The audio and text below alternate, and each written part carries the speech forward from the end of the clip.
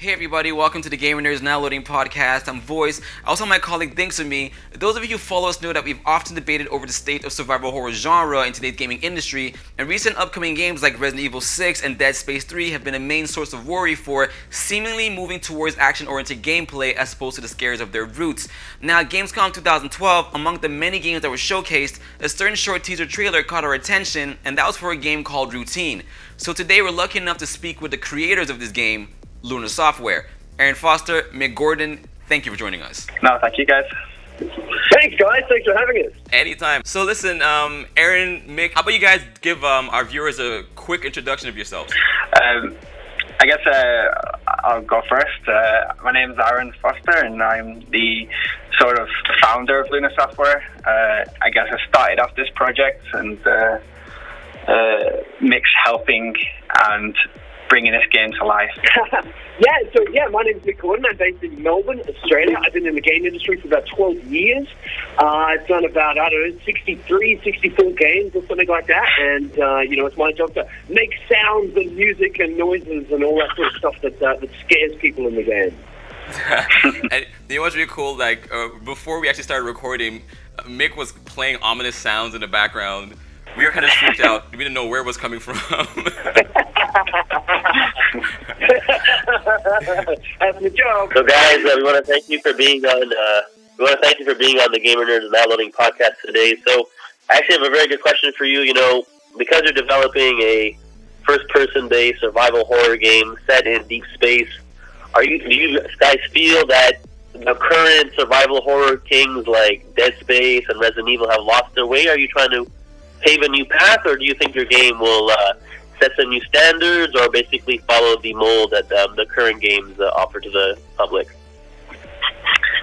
That's a hard question, but I think a lot of companies now use horror as a theme rather than a genre, and they make horror-themed games rather than an actual horror game or a survival game. And I think that's just the main difference, people mistaking the two and just merging it into one. And to me, it's two separate things. And there are a lot less survival horror games nowadays, and that's a fact, really. But we didn't set out to make any I guess to try and reinvent the horror genre in any way. It was more, we just wanted to make something that we felt would stand out in the horror space. I think right now, there are a lot of action games like Resident Evil, like you mentioned, but the great games. I absolutely love it, and I think Dead Space is another great one that people always reference us to, because a lot of people haven't experienced survival horror in a long time, and they look at Dead Space, they look at our game, and they think sci-fi horror, and it's just the same thing, and it's definitely not. We are trying to really push that survival aspect of the genre. Yeah, there's obviously many different ways to do things. I mean, if you look at films, for example, something like the Saw movies scares people in a completely different way to The Shining, and that scares people in a completely different way to an Alfred Hitchcock movie. So, there's many different ways to kind of get that horror thing across in games, and I guess we feel that Resident Evil does its thing, and Dead Space does its thing, and we're kind of trying a different way to scare people. So I guess that's kind of a cool thing. Yeah, actually, I wanted to ask you guys, when we first watched the trailer, the first thing I really took away from it was the 80s vibe you had. In fact, even when it introduces your company's logo, it has like a flicker from an old VHS tape. So why are you guys trying to go with this retro look? What's the meaning behind that? Why is this whole vector graphics? It's really streamlined. What's the reason behind that? I think the main thing you want to ask is about the floppy disk, right? Yeah. Clearly you watched our video. No, I was going to just emphasize on the question, because I read on your site that you guys were kind of trying to project a future from the point of view of the 80s. So kind of like what the 80s thought the future was going to be. So why did you go in that direction? I think it's just really appealing, aesthetically, and also audio-wise. It's just, to me, it's far more interesting than the current style of visuals and our own perception of the future right now. To me, it's not overdone, but it's a little bit, to me personally, uninspiring. I remember a lot of the movies when I was younger, like 2001, Alien, The Shining, like Mick mentioned. It just kind of had this really nice, I know a few of us from the 70s, but they kind of have that really nice, I don't know, sense of atmosphere that I haven't ever gotten from anywhere else since then. And I'm surprised not many people have jumped on it and really tried to expand upon that for quite a while. So, I mean, to me personally, I get a lot of nostalgic feeling from old CRT monitors and floppy disks. You know, they're very tactile and they feel great, they sound great, and you know, it's a very old tech, but I think it still works today. You know, in terms of being immersed in that era. Yeah. I mean, I think the 80s are really cool because it was kind of a time when technology was almost good enough to fool you, but still not quite good enough that you could actually pick the flaws in whatever it was. So what I mean is like that uncanny valley thing, right? You know, nowadays if we've got like a Transformers movie or a big budget CG thing, everything looks so realistic. There's no space in your own mind to fill the gaps in, because everything is being told directly to you. I remember watching like The Terminator for the first time, and when the Terminator, bursts out of Arnold Schwarzenegger's, burnt body at the end of the film, and he's all like, stop motion, so it's all kind of like weird and jaggedy and things like that. Because it was that technology, that's what scared me, I found. The fact that it was kind of real but not real, and that's what, kind of really freaked me out. So it's kind of cool to play with those ideas. I had a question to follow up actually for Mick. On our end, I'm actually a sound guy myself, so I understand the importance of kind of setting the tone with music and the right sounds to really set that atmosphere you're trying to create. So for this game, from an 80s point of view, what kind of sounds are you going for? Is it more of the Mass Effect type of synths, or is it more ominous sounds? Yeah, so, Sam Hulick is a really good friend of mine, and, the worst thing I want to do is kind of copy those guys, So I think they, they've done their own thing with Mass Effect and, kind of bringing synths into the orchestra and things like that, and I think it works fantastically in Mass Effect. What I think this kind of style we're going for is more of that really kind of crappy VHS sound. And so I've got a massive collection of I've got a massive collection of old synthesizers and all sorts of stuff from the 80s, old Korgs and all that sort of stuff, which is great. And so we're going for more of that real hardcore kind of synth-based stuff that you would have heard in, I don't know, what's the best way to describe it? You know, like when you hire out a VHS back in the day, like a horror movie or something like that, right?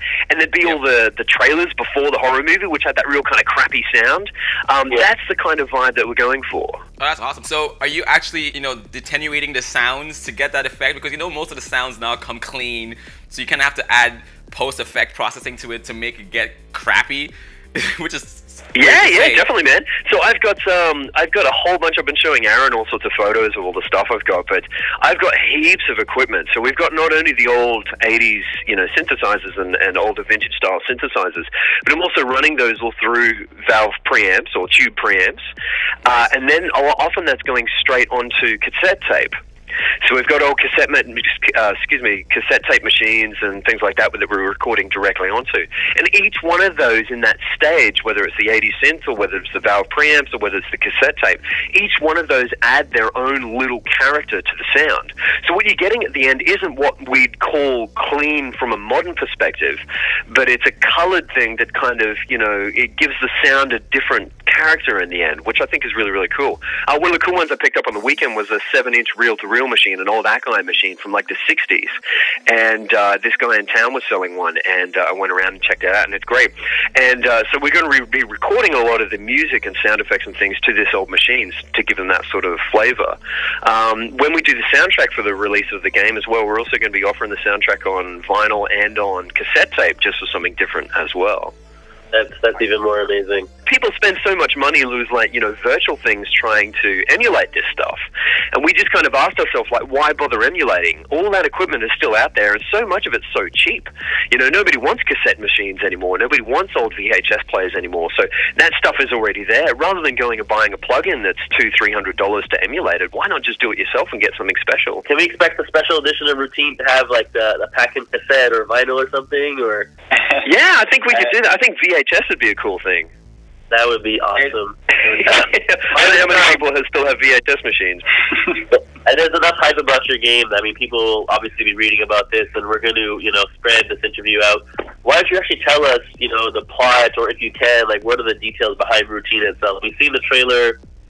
We know about your inspiration for the visuals and the sound, but what is the game itself about? On the site, you guys actually mentioned that the story revolves around an abandoned moon base, and your objective is to find out what happened there. So to emphasize on Dinx's question, is your character a sole survivor of whatever it is that happened there, or are you kind of sent there to investigate, without spoiling too much? Yeah, it's an awkward one to explain, because I would love to go in a lot of depth and tell you, answer your question the best I could, but a lot of it is, I feel, part of the experience, Yeah.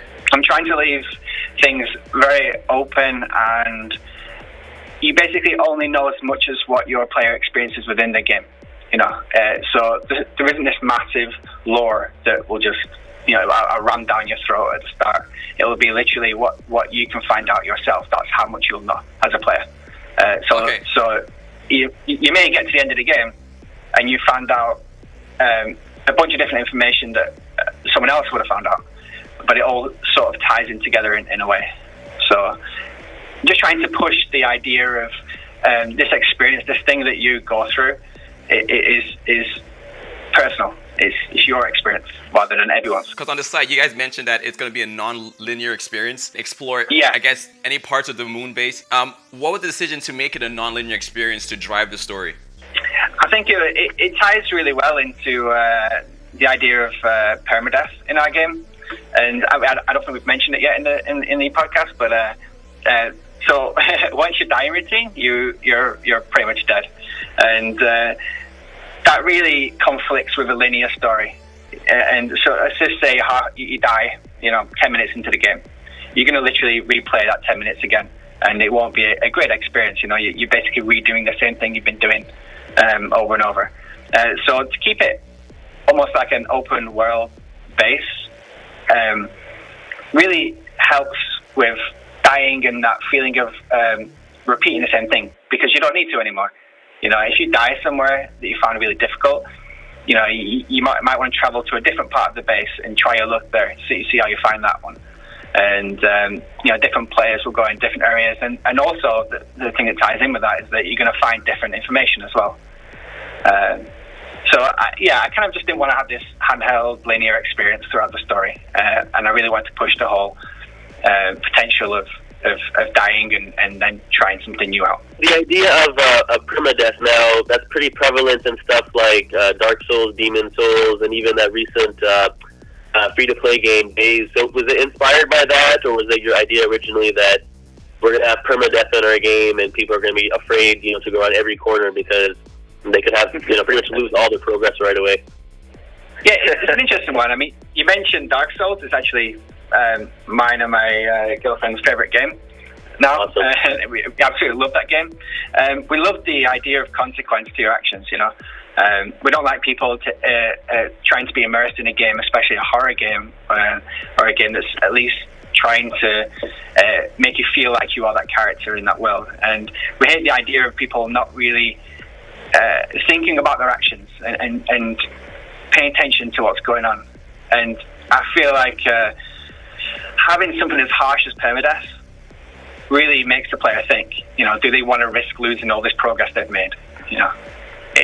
And they question things at that point, will I just run through this area? Do I sneak around? Do I back off and try to go at it another way? You know, I think it forces the player to really think about what they're doing. I think it gives a completely different atmosphere too. I mean, if you know that you're the only human being in this abandoned moon base, and all of a sudden you hear footsteps next door, you're going to think really hard about going to investigate those footsteps, and that is almost the essence of horror right there. So then, in your trailer, you guys really highlighted there's a lot of like focus on the floppy disks. So can we make the assumption that those are the save method? Like, will it be like a Resident Evil type of typewriter thing, and you find these floppy disks, you save on a PC, or is that completely different? The floppy disks are actually part of your tool. Basically, there's a part in the teaser that you can see him holding some form of, like, it almost looks like a camera, like a really old-fashioned camera. So this is sort of your tool, and this will change depending on what floppy disk you find.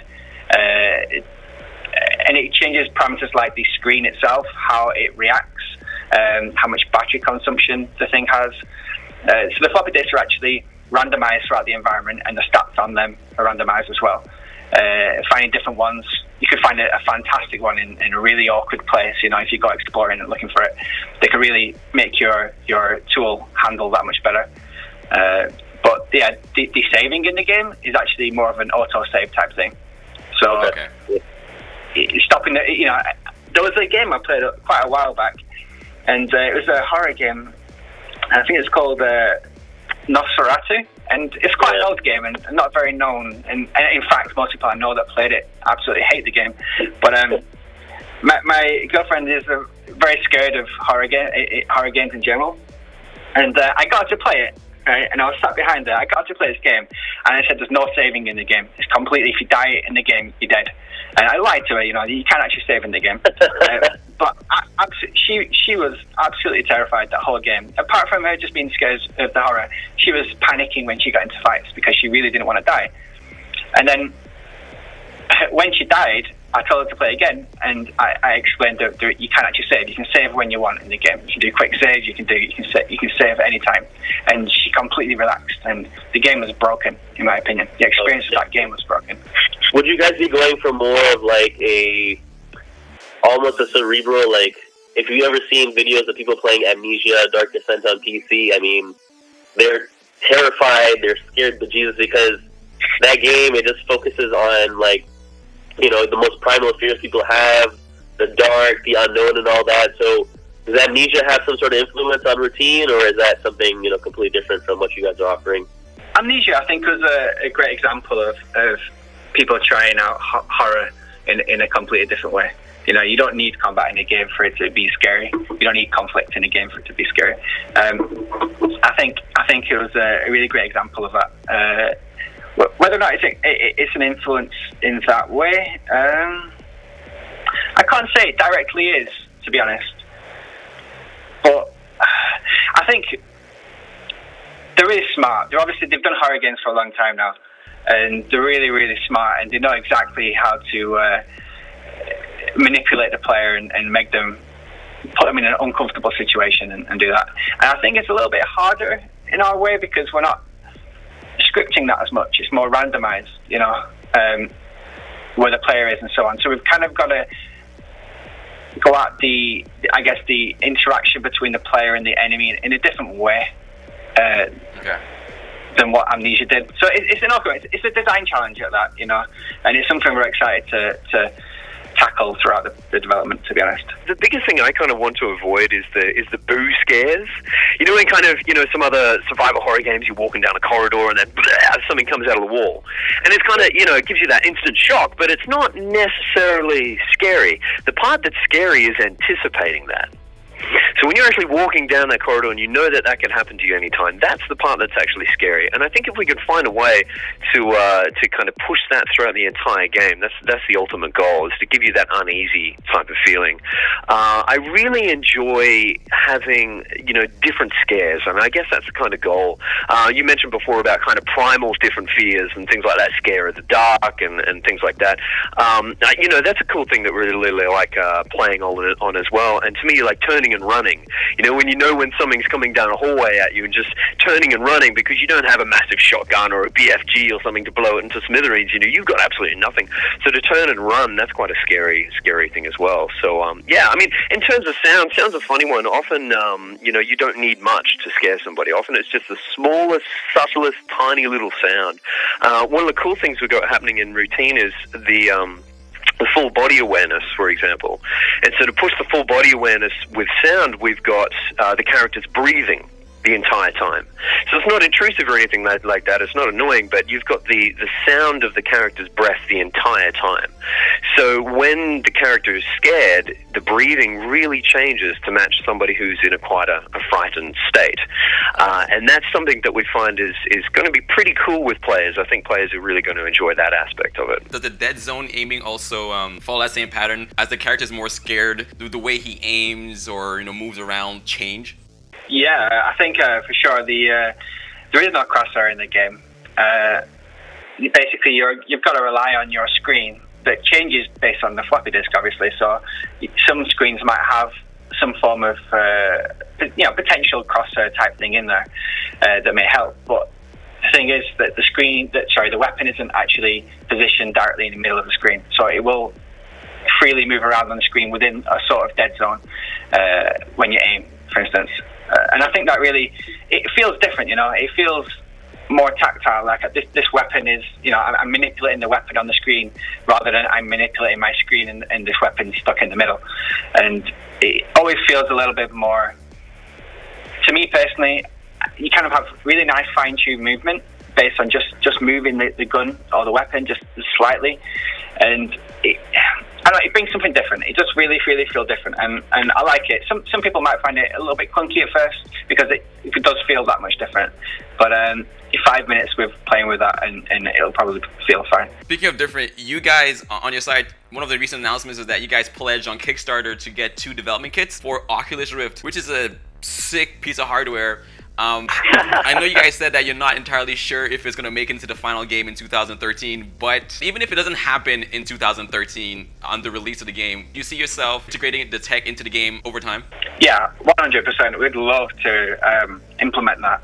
I think the only reason we say it's a maybe is because with the Unreal development kit that we're using to make the game, we're not sure if it's on the license that we have. We're not sure if it's incorporated in there because we might need access to source code, which we don't actually have with this license. So we're unsure on details on that because they haven't released the details. But once we know, we'll definitely be able to make something more official. Will Routine be a digital download or will it be a retail title? Digital download, for sure. And is it going to be on all major consoles, 360, PS3, or PC on floppy disk? VHS, yeah. 5-inch floppies. Just PC for now, and then I think we'll attempt to get onto Mac straight from launch, but if not, it'll be very, very shortly after. But PC's on. Do you know how, I mean, we're the team behind Routine's only it's only really small. There's only 4 people. So when you're bouncing out to different consoles and things, it's very labor intensive. It's very difficult to get something very smooth to run on not only PC but on Xbox and on PlayStation 3 and all that sort of stuff as well. So I think the goal is obviously get it out on PC. I mean, PC is something that pretty much everybody has and can play and enjoy the game on it, and it's easy to do digital downloads and things like that. And then based on that, I'm sure, if there's budget and if things go quite well, then yeah, absolutely. I'd love to see Routine on, Xbox and PlayStation 3. I think that'd be awesome. So see, I watched the trailer, and then, we had the Wii U, which was unveiled this week, and I mean, that just seems like it'll go hand in hand because that tablet screen, the type of game you have, like, any plans to have it on the Wii U down the line, or? Yeah, definitely. I mean, the getting those things onto those devices costs a lot of money, and I mean, this being a solid indie title has absolutely no budget, and that's another challenge in itself. Is trying to, I feel like that, that movie coming out with that guy who just tried to live off Craigslist for a year. or a month, I think he was, and all he tried to do was like get his eat, sleep, and get his basic human shelter things completely off Craigslist. And I kind of feel sometimes, routine is like that. It's a complete labor of love. There is absolutely no budget. And when I say no budget, I mean not like there's $1,000 or something like that in a bank account somewhere. We mean absolutely, literally no money whatsoever. So just the cost of the development kits for Xbox and Wii U and things like that is quite high, especially for indie developers. So I think this is why you see a lot more indie guys, targeting the PC platform, because it's easy to develop for. But I mean, in the future, yeah, man, we'd absolutely love to. I think the Wii U would be a fantastic horror device, really. I think that'd scare the crap out of people, yeah. I think why don't you tell the listeners where they can support your project? Is there any Kickstarter fund? Is there any, a fundraiser you have set up? Like, how can we support your development? It's something we've discussed over the last few months. Is potentially going for something like Kickstarter. We haven't finalized the idea of doing something like that yet. Okay. I guess we're just looking at how much benefit the project would have from something like that, and just waiting for the right time, I guess. I mean, it's not actually possible to do a Kickstarter in the UK yet either. So. Okay. Yeah, it's one of those things. We'll see with time. It's something we're thinking about anyway. And obviously, you guys want to have this on Steam because you guys got Steam greenlit. Yeah. Steam is a great platform for any PC developer.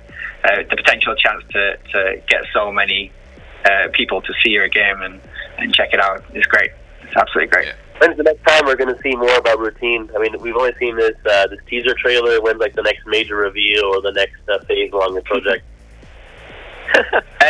Yeah, we're aiming towards something. I think possibly the end of October.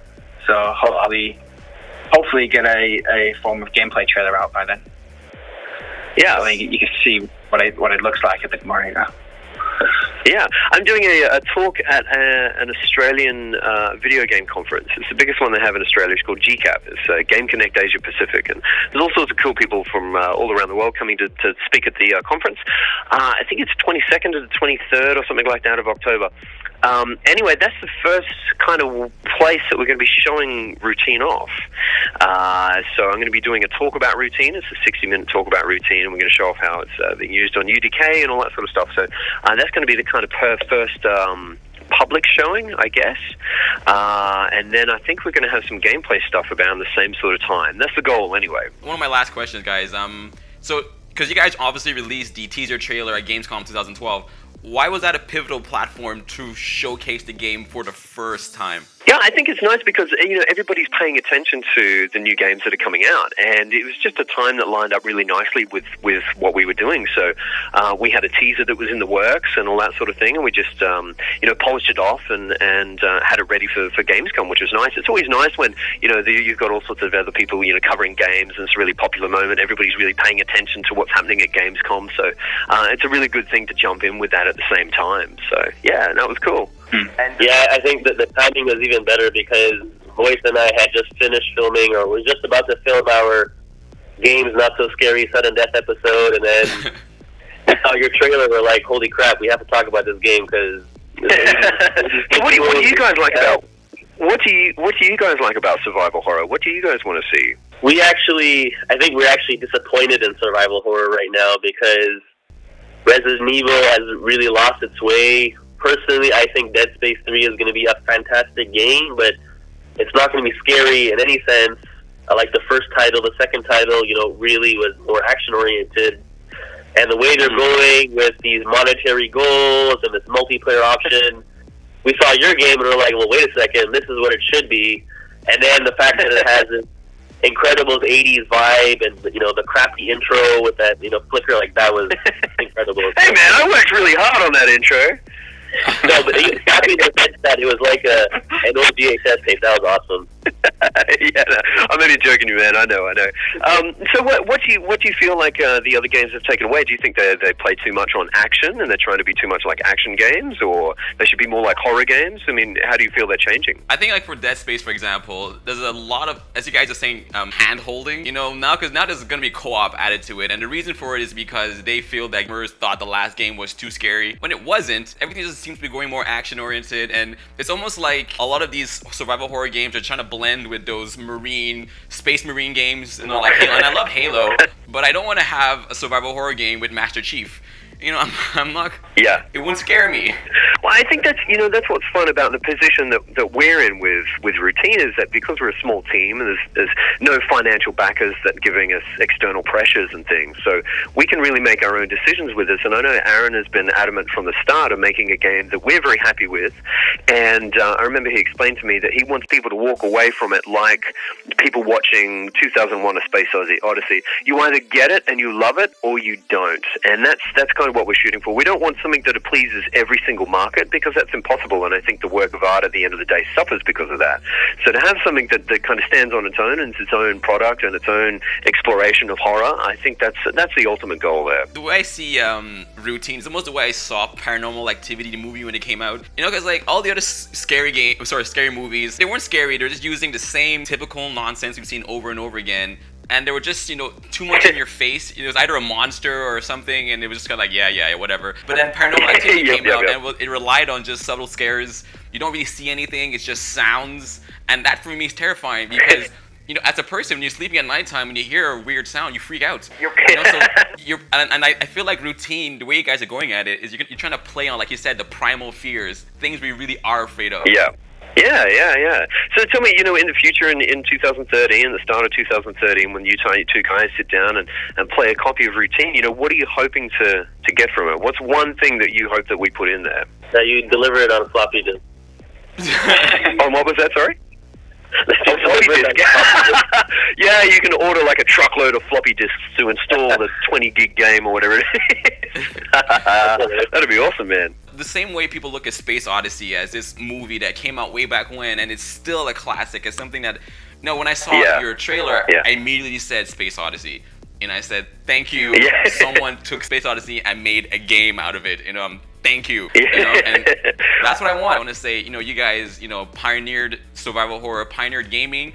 And if you guys really make Oculus Rift work, then you guys gonna pioneer the technology with which we play our game. Yeah, I think the single most impressive thing about Routine is that because you guys are a small team, you will have that artistic integrity, and gamers will appreciate it because it looks like to be one of the true survival horror games that are coming. So when can gamers expect to get Routine in their hands? Yeah, we're looking at a early 2013 release. It's hard to pinpoint exactly when. It's hard to say. I'd say first quarter, really, 2013. We're attempting to. All I know is that before that game hits store shelves, hits the digital market, I hope we get a digital download code.